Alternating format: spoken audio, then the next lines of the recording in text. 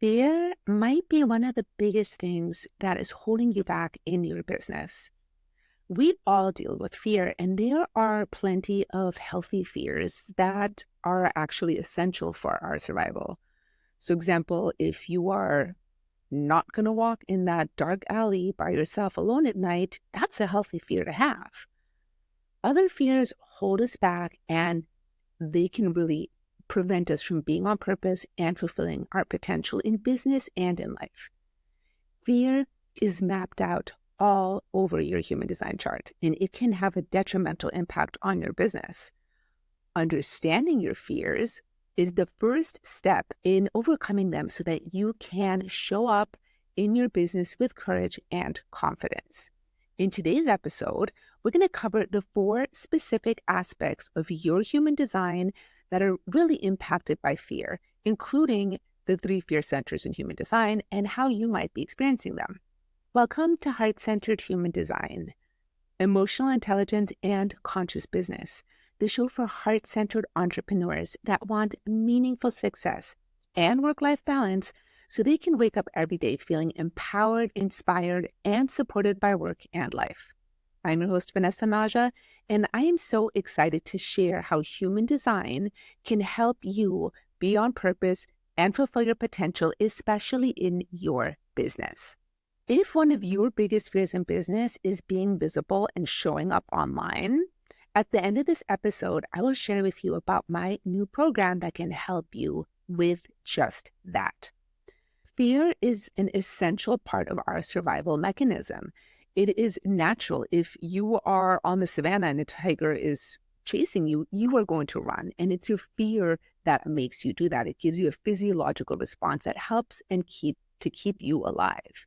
We do also have a lot of irrational fears that can hold us back. And those fears might feel to us like they could kill us. So one great example is public speaking. It is said that public speaking is the most common fear. It is more common than the fear of death, which is a little crazy. But they say that 75% of the population actually has a fear of public speaking. And for 10%, it is like an really extreme, debilitating fear. People literally feel like they are going to die when they're going to public speak, which is extremely unlikely. So those irrational fears, those fears that we really think are going to kill us, but really they're not. And consciously we know this, but unconsciously that fear is so strong in our body. And it holds us back from doing what we need to do to accomplish our goals, to share our gifts with the world and in our business. Some examples in business are not starting your business at all, being afraid to do something new, which is natural because when you've never done something before, there is the unknown and there might be fear associated with that. There are also a lot of fears that keep us from marketing our business. And a big one is showing up online, being visible, sharing our business with others, making sales offers, sharing about our offers. Fear can have us playing it really safe, meaning our business never gets out there. Fear can also keep us staying in a career that is absolutely not correct for us, but we're comfortable in it because we know exactly what the paycheck is going to be. We know when it's going to come. We know that it seems reliable, even though nothing really is. You never know what's going to happen. But fear can really keep us trapped in these things and lead to a lot of anger, frustration, bitterness, all of our not self-human design themes when we are not really living in alignment with who we are and doing what we came here to do. Not following our passions is another way that fear can keep us stuck because we have that fear of what's going to happen if I do follow this passion. So overcoming our fears is a huge step in really living our life authentically, living in alignment with our design. Now, there are multiple different places where fear can show up in your human design chart. And please keep in mind that you're a completely unique being. Your chart is completely unique. You are different from anybody else. And the way your chart is always meant to be looked at in a holistic way. So even though for things like this, we have to separate out the parts, how everything ties together for you is really what matters. A little disclaimer here, because you are so unique and the fear or how your fear shows up is based on the quantum of your chart as well as your conditioning, some of the things that I'm going to talk about might resonate for you, even if they're not part of your chart. And some things that are part of your chart might not resonate. And that is okay, because there's a lot more that goes into it than just the chart. But in order to give you the information, this is how I have to break it down. So the first place where fear can really show up in your human design chart is in your human design type. There are some common themes associated with each type that can show up as very specific fears. So for example, for manifestors who are here to initiate, and they really need to initiate in order to be in flow in life, there can be a really big fear of rejection. Also, the fear of being controlled, the fear of losing freedom, the fears of not making an impact are all things that can be associated with the manifestor type. Now, for the generator types, there can be a lot of fears around the generated channels. And this has to do with the defined sacral center. We can be dealing with fears around intimacy and reproduction, including what we create in the world and in work. There can be fears around work in general, big fear around saying no. People are so used to asking generators for things and saying no, and the fear of not pleasing somebody can be a really big one for generators. Also, the fear of saying yes to the wrong things and no to the right things. Now, for manifesting generators, it can be a little combination of both the generator fears and the manifestor fears that we just covered. For projectors, there can be a fear of not being recognized, not being seen or heard, not receiving invitations, accepting the wrong invitations, not having enough energy available to do what they say they're going to do, and also the fears of not being successful if they don't work or expend energy the way that the generator types do. That's a big one for projectors. Also, when it comes to the fear of being seen and heard, and this is really true for anybody, there's also on a more unconscious or subconscious level, the fear of not being seen and heard if you put yourself out there. But there's also the fear of actually being seen and heard, and what that might mean and what that might bring to you that you might be afraid you won't be able to handle. Now, for reflectors, there's going to often be a fear about not having enough time to really follow their own process, of being rushed, of being pushed into decisions prematurely. And for reflectors, it can also depend very much on where they are in their lunar cycle and what channels are being activated for them by the moon. They can really experience any of the fears of the other types depending on what is being highlighted for them on any given day. Now, we also have fears associated with the specific profile lines. For line 1, first line profile, insecurity is a big thing. There's that fear of not knowing enough, of not having enough information, of not having a stable foundation, and the general fear of the unknown. For second lines, there can be a fear of not having enough time alone, not enough time to hermit.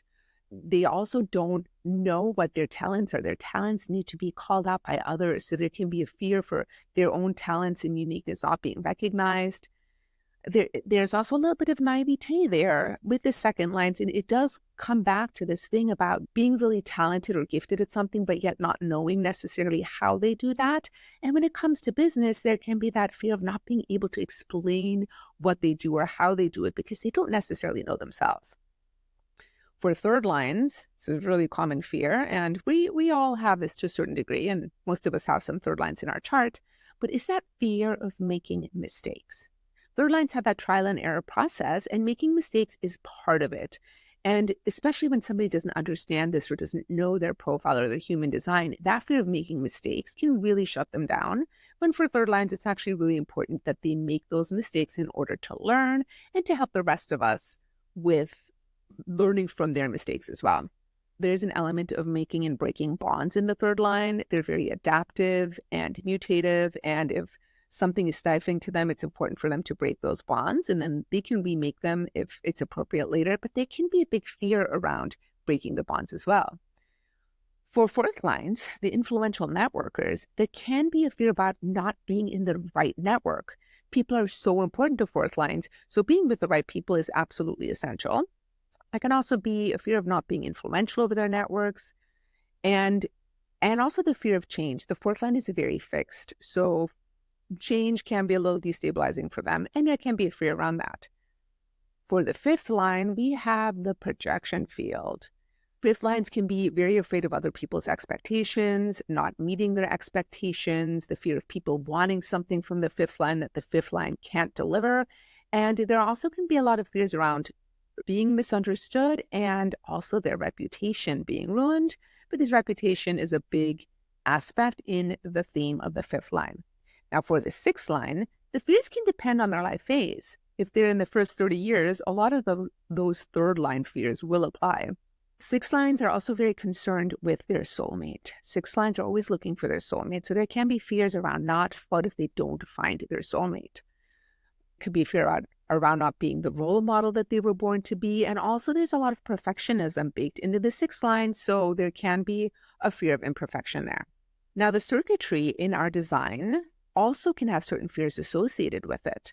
And if we're talking about the three major circuits, just to give you an overview, we have the individual circuit, which is all about bringing mutation, bringing change. People that have a lot of individuality are going to be ahead of their time, and they can have a lot of fear of rejection or the fear of being very different, of being isolated.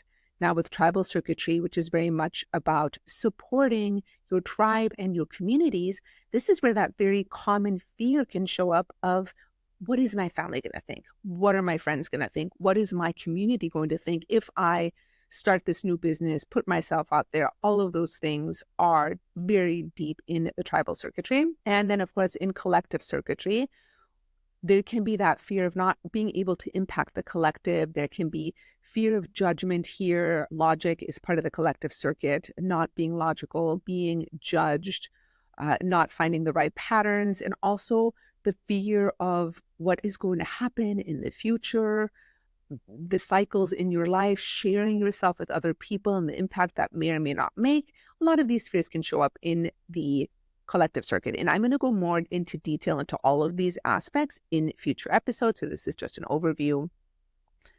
And then, of course, we have the three fear centers, the awareness centers in human design. And I'm going to do individual episodes for each of these, but the spleen center governs those existential fears, the fear of death, the fear of failure, of authority, of imperfection, of the future, of the past. All of these things live in the spleen and are just existential. Now, in the emotional solar plexus, we have more emotional nervousness and things like the fear of intimacy and tradition and the fear of the fader or expectations, not no one being there to listen to you. These are the types of fears that can show up in the solar plexus. And the last awareness center is the Ajna center, the center for conceptualization and mental awareness. So there can be a lot of fears here around not being able to express what you know, not being judged for your opinions or your ideas or not having the right ideas. These are just some examples of fears that can show up in the Ajna. In upcoming episodes, I'm going to go more deeply into each one of these fears, each one of these areas of the chart, as well as other things. And if one of your fears in your business is around being visible and showing up online, making offers, sharing what you do with the world, my upcoming program, Overcoming Your Visibility Fears with Human Design, can help you with those fears. If you want to be the first to find out when it launches, you can get on the wait list by going to vanessanaja.com/visibility, and I will also put the link in the show notes. If you want to learn more about fear, emotional intelligence, and human design, be sure to connect with me on Instagram at @HDVanessaNaja, where I share regular valuable content about emotional intelligence, fears, and aspects of human design that are applicable to your business and your life. If you made it all the way to the end of the episode, thank you so much for listening or watching all the way to the end. It would mean the world to me if you reviewed this episode, this podcast, on whatever platform where you're listening. It makes such a huge difference, and I appreciate it so much.